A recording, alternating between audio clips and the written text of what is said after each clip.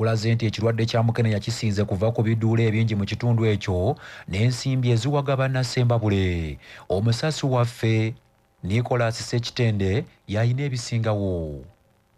Disitulikiti y'e Ssembabule ekwata kifo kya kutaano mwezi ezisinga okwegiriisizaamu ekirwadde kya Mukenenya naddala mu bitundu bya Buganda. Amyuka ssentebe wa disitulikiti eno Judy Kiganda Seggaya agambye nti ebikolwa bino bisinze kuva ku nsimbi ennyingi eziwala bannasembabule olw'okubeera ekitundu ekyabalunzi ate era abalimi nga buli lwe bafuna ensimbi balowooleza mu kucakala. Ekisookera ddala Ssembabule disitulikiti abantu bamu bakozi ate bagavita balina emwanyi nyingi bakitegeeza buli sizoni basanyuka obwadde ne butambula ate n'abantu mu butuufu ebyobupiira n'okwekebeza baalivaako basereza maaso oli bw'alaba omuntu alowooza nti mulamu kumbe agenda kugwa mu nnabe naye gyandibadde kirungi ne bakyusa ne twekuuma ekebeze bakusanga ng'oli mulwadde andika eddagala. Kiganda era alaze olw'ennyamivu olw'ebikolwa bino eby'okucakala n'okwegatta ebyetabiddwamu n'abaana abato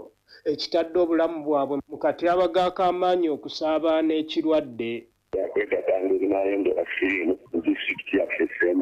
Yamumyuka wa Muteesa asookeera omusawo omutendeke Susan Namukwaya alaze obwennyamivu olw'ekirwadde kino okwegiriisiza ennyo mu ssaza lya Kabaka erya Muteesa wabula n'akubiriza abantu okwettanira okwekebezanga okumanya we bayimiridde n'abasangiddwa nga balina akawuka kano okutandika eddagala nga bukyali ng'omukka weefuba anaayambako okulwanyisa ensaasaana y'ekirwadde kino. Lwa CBS FM ey'obujjajja muzzukulu wa Nduga Sekitende Elisa Nicholas ndi mu ssaza lya Beene Mawogola disitulikiti ey'e Ssembabule.